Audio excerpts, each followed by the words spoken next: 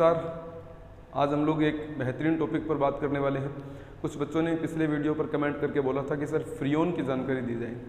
तो फ्रियोन एक बहुत ही उम्दा टॉपिक है हाइड्रोकार्बन का, और इस पर एक शॉर्ट 10-1 मिनट का वीडियो मैं बनाने की कोशिश करूँगा। बहुत ही अच्छा टॉपिक है।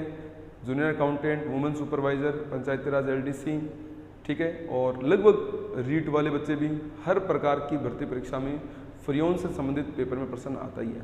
फ्रियोन अर्थात मैं बात कर रहा हूँ CFC यानी कि क्लोरोफ्लोरोकार्बन की। जो क्लोरोफ्लोरोकार्बन है अर्थात CFC जो है, ये एक प्रकार का ऐसा कार्बन का यौगिक होता है जो हमारे फ्रिज में, रेफ्रिजरेटर में, है ना, और हमारे AC के अंदर, एयर कंडीशनर में, इनमें हम लोग ज़्यादातर इसको यूज़ किया करते हैं क्योंकि ये प्रशीतक के रूप में काम करता है। ठीक है ना।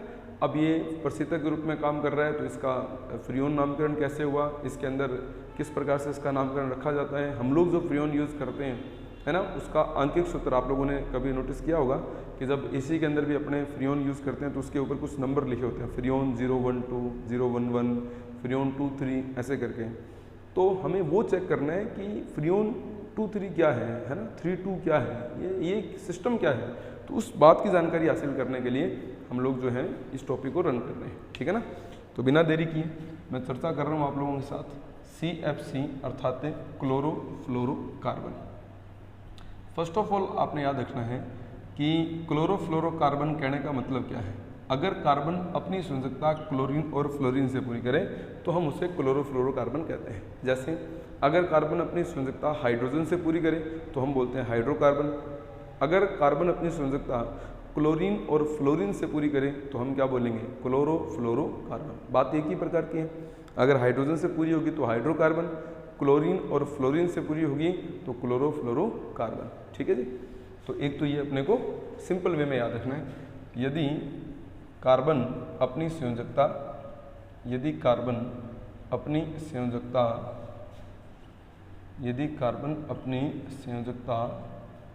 क्लोरीन व फ्लोरीन से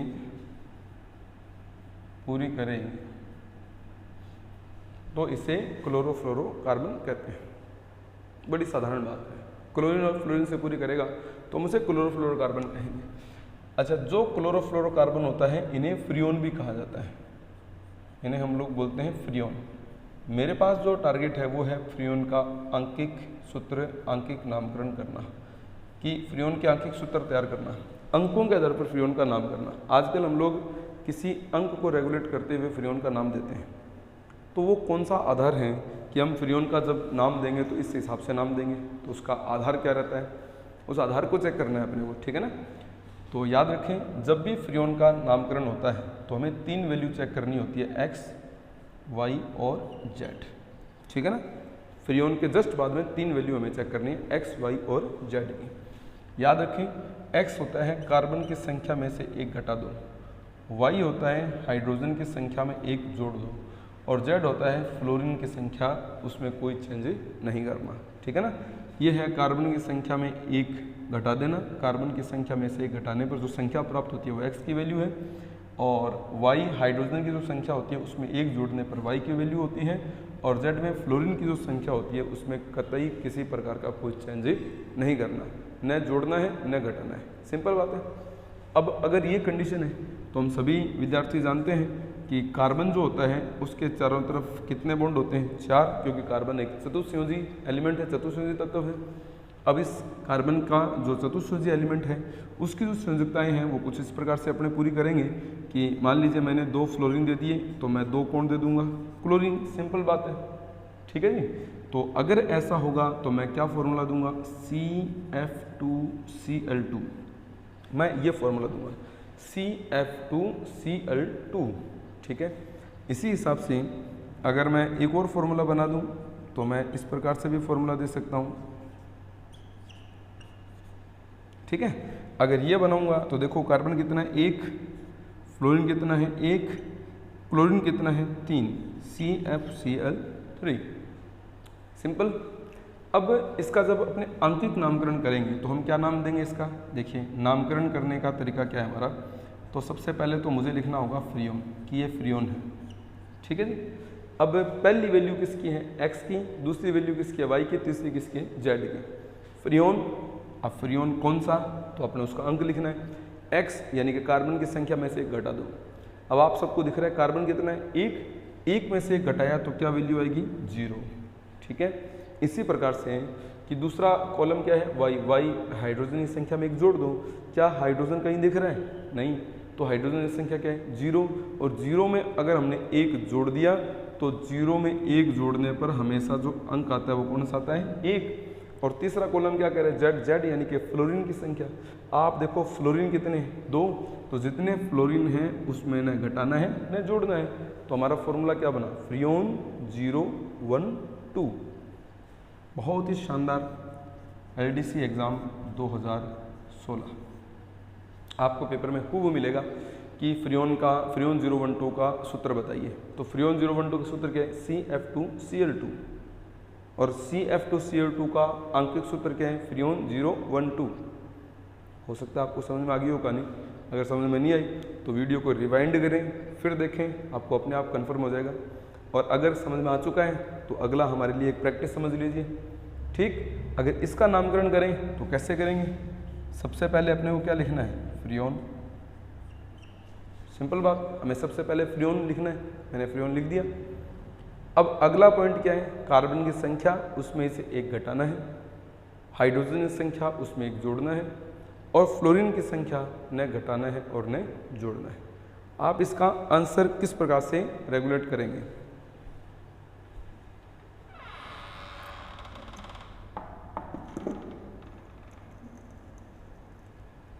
हमें इसको बखूबी तरीके से चेक करना है कि अगर इस प्रकार का आपके पास क्वेश्चन बनता है तो कैसे नाम देंगे आप इसका। बड़ा साधारण है, देखिए कार्बन की संख्या कितनी है, एक में से एक घटा दिया तो क्या आएगा, 0। हाइड्रोजन कहीं है ही नहीं, 0 में एक जोड़ा तो क्या आएगा, 1। ठीक है, फ्लोरीन की संख्या कितनी है, जितनी है उतनी लिख दो। फ्लोरीन 1 है तो मैंने क्या लिख दिया, 1 लिख, सिंपल। तो CFCl3 का आंकिक सूत्र क्या होगा, फ्रियोन 011। CF2Cl2 का आंकिक सूत्र क्या होगा, फ्रियोन 012। उम्मीद है कि आपको ये पॉइंट अच्छी तरह से समझ में आया होगा। अगर ये क्लियर है तो फिर हम और आगे इसको अप्लाई कर सकते हैं।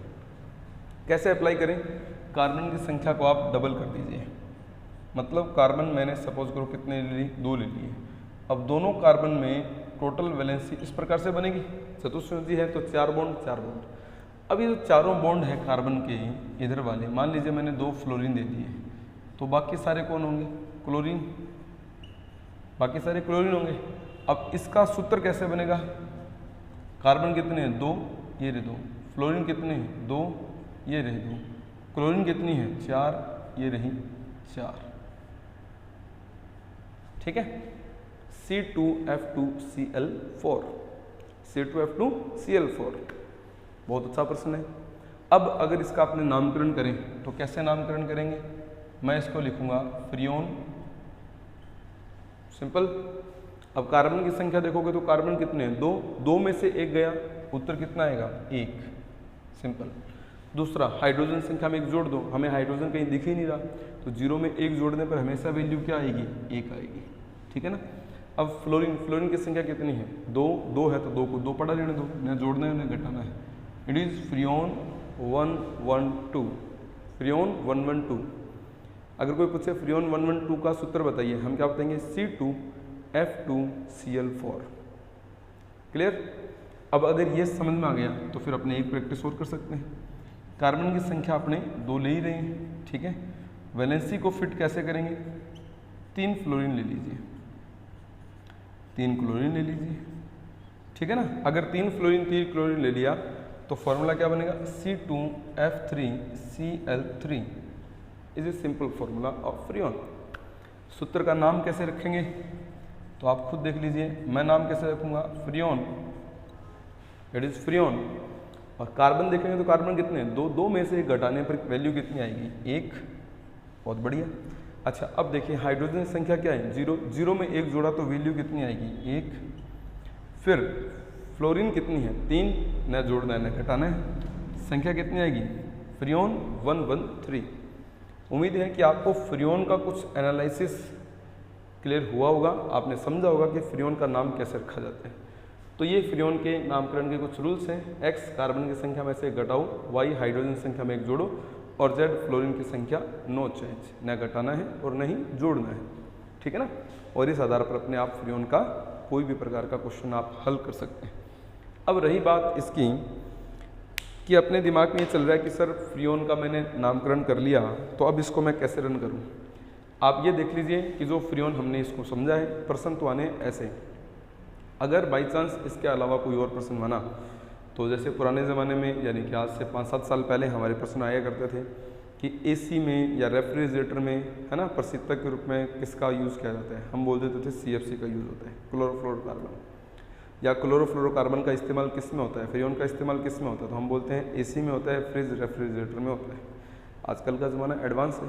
हमारे पेपर में प्रश्न कैसे आएगा, जैसे ये प्रश्न LDC में था, फ्रीऑन 012 का सूत्र बताइए, क्या बताएंगे, CF2CL2। मैं आपसे यही मैं कोशिश कर रहा हूँ, आप लोगों को रोज़ाना कुछ वीडियो बनाता हूँ, तो मेरा टारगेट ये रहता है कि मैं आपको रियल मैटर से अवगत करवा सकूँ, ठीक है ना।